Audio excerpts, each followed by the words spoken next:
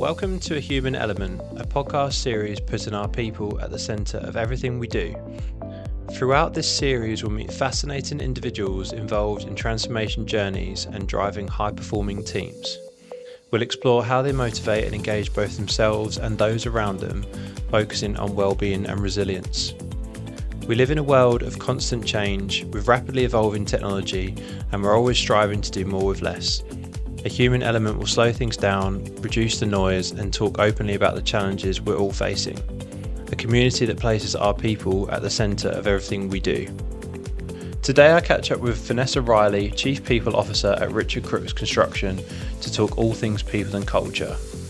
I'm really excited for this one, so without further ado, welcome Vanessa. Yeah, welcome Vanessa. Thanks for coming in today. Thanks. Good to see you.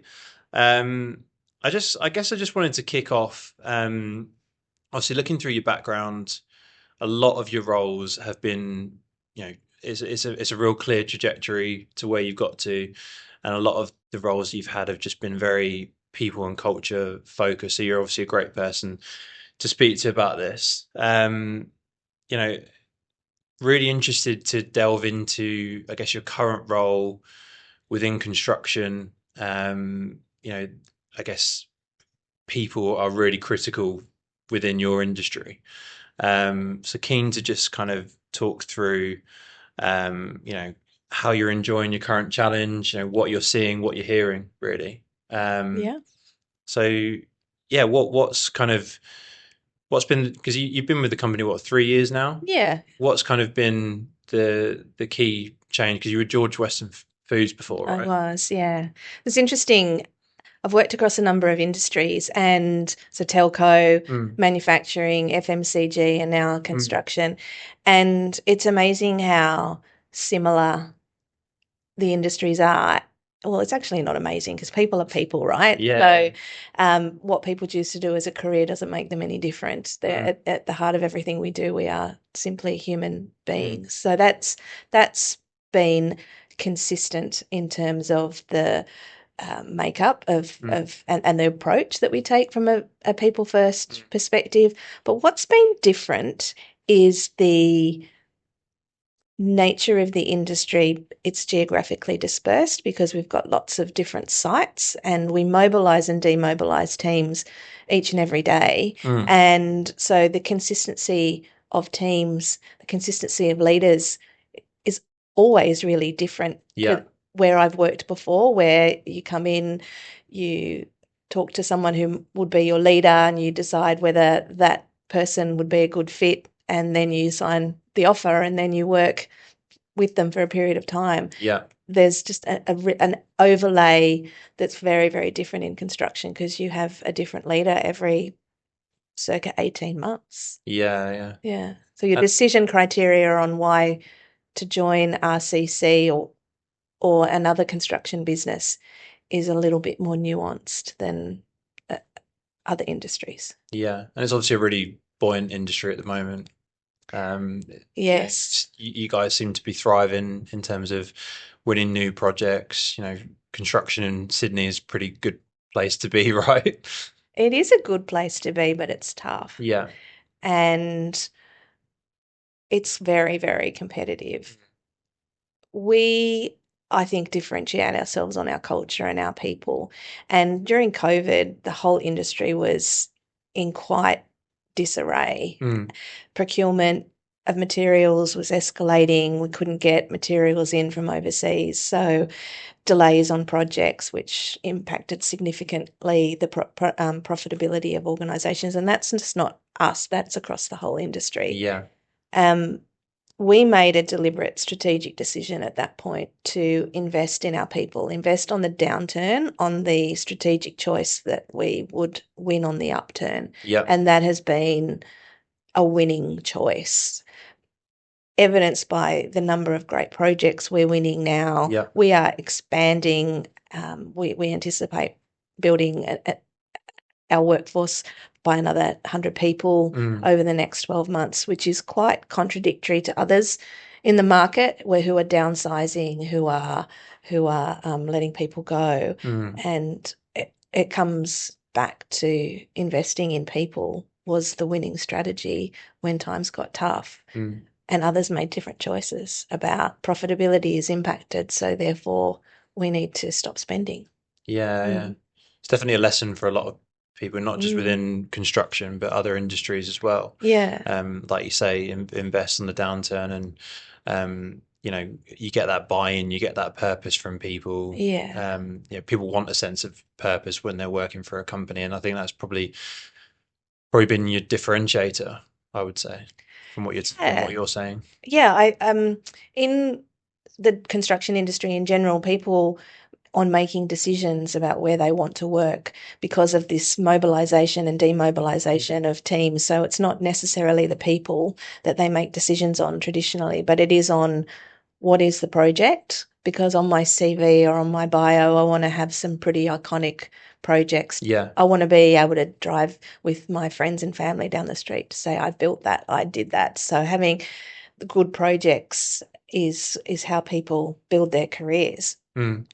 So we have to stand above the shoulders of the competitors in terms of we've got to have good projects, because that's never going to change, because people do want to say, I did that. But building a culture of connection, connectivity, where you want to have the relationships that you do is quite special. We've got so many lifelong friendships that have formed at RCC. One of our PMs had another PM as his best man at his wedding. Like deep friendships because of the people first and the relationships, which is the I guess the added icing on the cake when you say, will I go to RCC or will I go to a competitor? Well, I can get some great iconic projects. My bio on my CV is going to look pretty amazing, but I'm also going to meet some great people and have great relationships. Yeah, and to your point, like it's not an easy industry to be in either. No. I mean, no industry is easy, I wouldn't say. But I think having that sense of camaraderie and that team culture and that people first sort of mentality. People spend a lot of time at work, right? So if you can make it enjoyable and and people show their best selves, right? Exactly. If they're happy and their tires are pumped up and they enjoy, I'll say being in the trenches, but like enjoy mucking in with people that they actually respect and like, and they want to see each other do well. And I know like celebrating success is also quite a big thing within your team, and yes, celebrating the wins, but also being together when things are tougher. So yeah, absolutely. And in construction, projects are geographically dispersed, and so it's not uncommon where you might be commuting and working away from home and coming home on weekends. So that's isolating, that's lonely, and there's a feeling of guilt that people have because they've got families at home that they haven't been there to do what they would normally do if they were home, and that could go on for a period of 18 months. So building the level of support, the level of care around not just the person who's moving and living away or driving a long time each day, but also caring about their family. Yeah, and I think if their family understand that the intentions are good from your organisation as well, then that always helps, because there's not like that begrudging feeling of, oh, they're away from home and they're working for a load of cowboys or people that don't actually value that family side and the well-being side. Absolutely. And because it's a tough environment, and it can be quite a gritty environment. Quite it's obviously got a bit of a stigma for.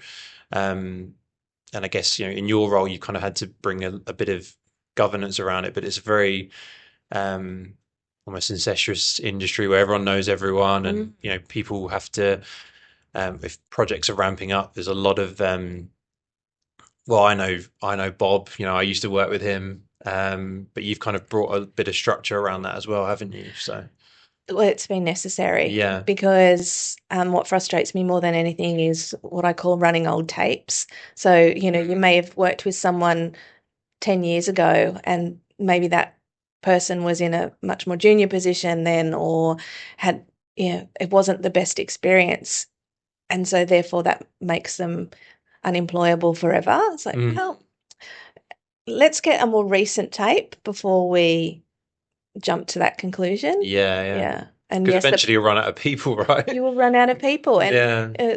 each and every one of us can look in the mirror and say, where were you 10 years ago? And it's certainly not where you are today. And if it is, well, that's a whole different conversation. That's worrying, yeah. So, of course, Yeah. people grow, change, and learn. Yeah. And yeah, you will run out of people if you say an old tape is a current tape, because it's so often not the case. Yeah. Yeah. And I'm sure there's been some real like notable success stories that you've seen as well, where people have, turned it around and not just stayed on the same path for 10 years, like you say. Are there any that like particularly shoot out, or I'm sure there's. We've got quite a lot of people in our business that have been with us for more than 30 years. So Wow. that's pretty impressive. Yeah. Not impressive just because of the tenure and the loyalty that they've displayed, but the growth that they've had to do to stay in step with the business. So when Jamie Crookes, our MD, took over the business from his father, it was $100 million turnover business. He's grown it to a $2 billion turnover business. So obviously, if you were working in a $100 million turnover business that's become a $2 billion today, it's very, very different. Yeah, so yeah. you've had to personally evolve and grow and change. Otherwise, you wouldn't have survived. So there's a number of people that have just grown and evolved and stayed with us and can be equally as effective in a $2 billion business as a $100 million business. And that's because of the care, the development, the patience, the commitment. That's a wonderful thing about a family business. A founder-based business is you do feel part of the family. Yeah. That's amazing. And I guess a lot of family businesses would just be like a lifestyle business, but the growth is phenomenal. And I guess I think we've talked about this before, but for me, like that whole relationship between EX and CX is quite interesting. Because for me, like any sort of interaction you have with anyone, whether it's like going for a coffee, if you have bad service from someone, it's probably because they're not passionate about where they work and their employee experience isn't great and they're not motivated. So that projects out in terms of the customer. So just really interested in like the relationship in your eyes between EX and CX, employee experience versus customer experience, and how that's obviously been at the center of everything, right? Yeah, it's so critical. So at RCC, more than 60% of our business is repeat business. So having the relationships with clients and having them choose us is so critical. We don't have a heavy capital business. It's all a people business. We might build things, but our people build things. So the CX is created because of the people that we have. And if they're feeling disgruntled or not engaged, then that's going to definitely impact the experience. The fact that 60% of our business is repeat client work is testament to the fact that we are providing good customer experiences, because we do great not candidate experience, but employee experience. Our strategy is to make sure or be the business that everyone wants to work in. And by everyone, we mean people, our employees, our clients, our subcontractors, our consultants, and the communities that we work in. So we want everyone to say Richard Crookes is the one we want to work with. And in order to do that, we have to have a positive employee experience. So that in turn drives our people strategy, which is to create consistently positive experiences for our people, or consistently positive experiences for everyone, in fact. So if you're a client, whether you're a consultant, whether you're a subcontractor, whether you're one of our people, we aim to give a consistently positive experience so that you Yeah. choose to work with us. That's the key word, Yeah. isn't it? Consistency. Consistency. And we've seen real traction and progress happen over the course of the last few years with that consistency piece. You'll always have great leaders in a business and you'll have not so great leaders. And what it meant when you're moving from project to project, mobilizing and demobilizing, it was a bit of a what we call a leader lottery, where if you won the lottery and you got a good leader, then the next 2 years for you was probably going to be an outcome for you. Yeah. But if you didn't win the lottery and you got a leader that wasn't so good, you were looking down the barrel of a pretty unpleasant 2 years. Yeah. So creating that consistency across the projects was literally our one and only focus to drive that. And we're getting great feedback from our people to say it's so consistent now and it's very different to what it was when I first started. That's amazing. Yeah. And are there any additional sort of things that you're doing to keep your people engaged, like to focus on, on their well-being and making sure that, they're showing up as their best self and their most resilient self every day? Like, is there anything else any other nuances or tricks of the trade that you have? Yeah. So I would say, so much to say to that question. I would start by saying that culture is everything. Culture is the container that all of the experience is created around. And in that container, the secret sauce would be leadership, whether I have a great experience with my leader or not. My development, am I learning? Am I growing? Am I feeling stretched? Careers, do I see a bright future for me here? And recognition, do I feel recognized? And that's not just money, but do I feel like I get the thanks and the value and the appreciation that's needed? So under that kind of banner of culture is the container, and then the secret sauce is leadership, development, career and recognition, we've done an awful lot.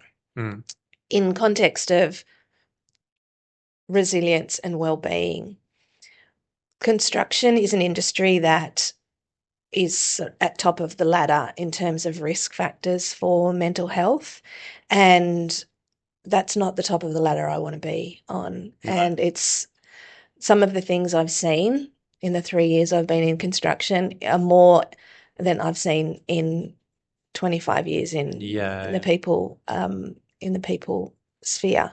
So it's a big deal. Yep.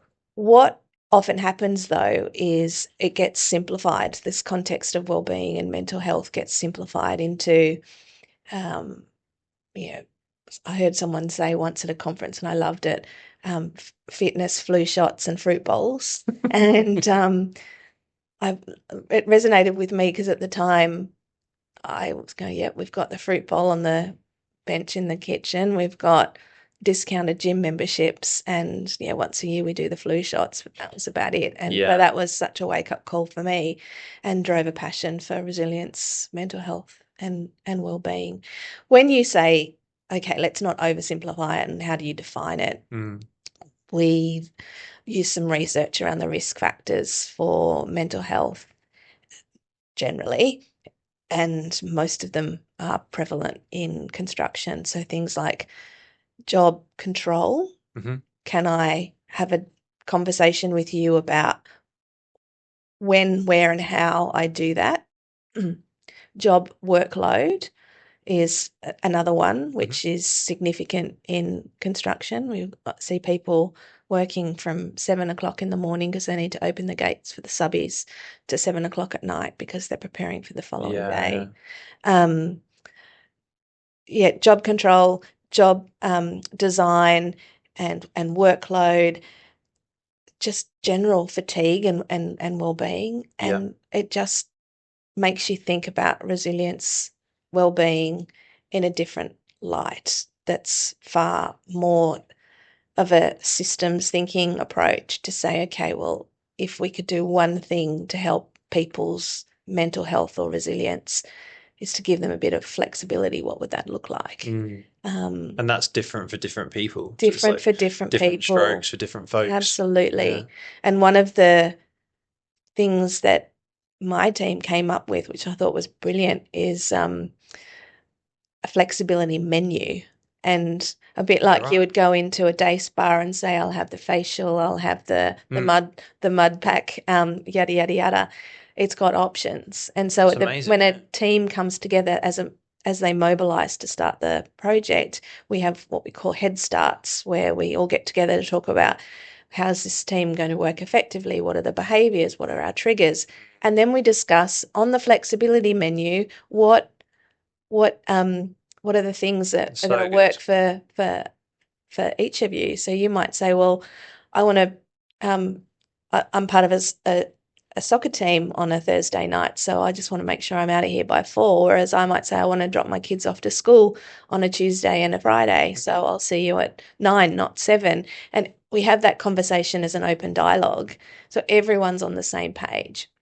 Not only does it take away the I've got to tell people each time I'm leaving early or coming in late, it normalizes it and it's fun. And it takes that personal guilt out of it, because oftentimes the issue with flexibility is that people get the flexibility that they want. Their leader's gone, yes, absolutely, you can work flexibly in these ways, but they don't often do it because they feel guilty that other people are thinking. Yeah, and that's flexibility in the true sense of the word. Yeah, yeah. Because I know some organisations say, "Oh, we're really flexible," but actually they're just kind of working on a bit of a presumption that everyone kind of wants the same thing. Yeah.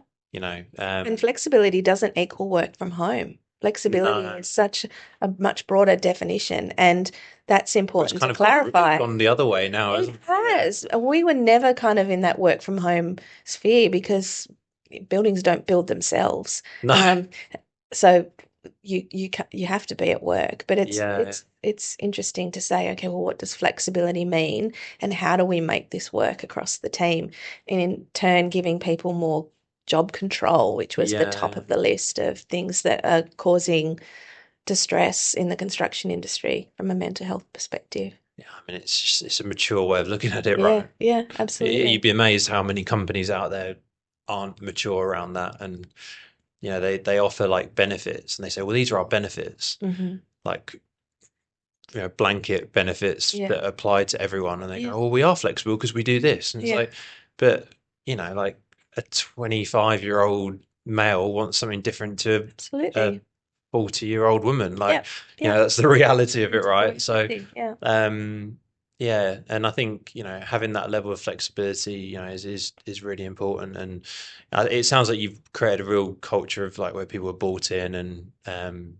passionate about where they work, because where they work helps move their lives forward holistically. Yeah, it's not like, oh, I've got to go. I mean, I'm sure people do say it, but I'm sure you say it, like, oh, I've got to go to work today. But if you're going into a place where the intentions are good, the people are good, there's a good understanding. And if someone plays football on a Thursday, I call it football. I knew I got that wrong when I said it. That's all right. I've been here for 9 years. I still can't call it soccer. If someone plays football on a Thursday, you come in on the Friday and people go, oh, how was your football last night? And it just creates just a positive environment, and people actually care about each other. And it's so true. I was at a lunch the other week. Sounds simple, but it's true. It is true, but you get to simplicity by understanding and considering the complexity. Yep. Otherwise, it doesn't hit the mark. Yeah. I was at a lunch a couple of weeks ago, and someone, the question was, how do you know beyond a survey and the results that you're engaged or your team are engaged? And someone said, and I thought it was the best ever thing, it's the Sunday night test. Like, how do you feel on Sunday night about the following day? How simple is that? Because it's true. Because we all have that internal conversation in our head. Yeah. Do you go to bed on a Sunday night going, I'm looking forward to tomorrow, or do you go to bed feeling dread? Yeah. Or when you come back from holiday, do you go, woohoo, I'm looking forward to coming back, or do you go, oh, I don't want to do another week? Yeah. And I guess you've obviously impacted a lot of change within the 3 years. Like what what are you looking to achieve moving forward? Like, what do you see, for the future? People often talk about like leaving the shirt in a better place than when you took it on. Like, how would you want to be, I guess, remembered this sounds a bit morbid that, but how would you like your period of leadership to be remembered, I guess? Um, I would speak about personally what I want to be have achieved and be Mm, remembered, but I would also talk more generically around what change I'd like to see yeah. in the organisation. But it sort of pivots around a similar point. So it's all about humanistic. So whenever someone says to me, who are you as a leader and what do you stand for? I say first and foremost, I'm a human first. Mm, I'm a leader second. yeah. I'm an HR practitioner third. And so my hope is that you will experience me in that order: a Yeah. human first, a business leader second, and a human resources practitioner third. So I would hope people would say off the back of that Vanessa was completely humanistic. She cared. She spent time with me. She listened, and she really took the time to understand me Mm, before making any kind of business decisions or making decisions from a HR perspective. So human first. That then lends itself to what my wish is for the industry, which is to make work more human. I think more, and it's part of the reason I chose the construction industry, because I knew it was going to be a real challenge. It's a yeah. very transactional. It's interesting and quite contradictory to say I want to make work more human, but just as a joke, I typed into ChatGPT, what's the culture of the construction industry? And what came back were words like proud, focus on safety, um, passionate, Mm, all of which is true. But then on the downside, it was transactional, overtly masculine, not focused on relationships, and quite surface level. yeah. Yeah. And that really resonated with me. It shocked me. I was like, how does AI know this? But it's true. Mhm. So how do I make work less transactional? How do I make work less masculine? And when I say less masculine, it's not just about diversity. It's That about level of having real machismo and conversations, yeah. which shocked me when I first joined construction, having come from other industries where you had real conversations and there was not much left unsaid.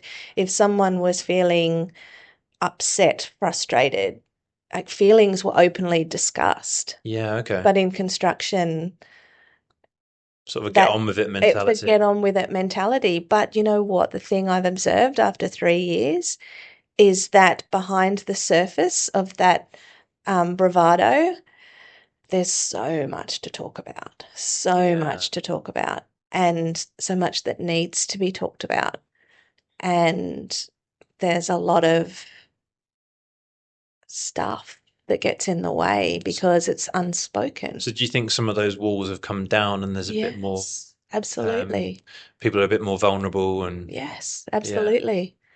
I Yeah. know they That's have. that's Yeah, great to hear. yeah, Because it's it's funny like we're in the year 2025 and we're yeah, still I mean there's still always going to be that kind of old school there's going to be some of those yeah, old school ways yeah. in there somewhere but I think Mm. it's just great to hear that even an industry that's perceived in that way Yeah, is starting to loosen up a little bit yeah, and absolutely. almost like just stop being so uptight and yeah like that get on with it mentality Yeah, yeah. um So, in answer to your question about how do I want the shirt to look when I've mm, finished, I just want to make work more human. yeah. Yeah. Yeah, and it sounds really simple, doesn't it? And it sounds really easy. It Um, sounds simple. yeah, but it's actually implementing it, and I Mm. think it sounds like within 3 years you've really kind of shaped that, and obviously the team that you've built as well. Yeah. Everyone seems to be, from what you've told me, like, on the same page with that, and have the same philosophy, and I think it's always helpful to have that collective view on things. And yeah, it's great to hear. I think, we could talk about this for a long time.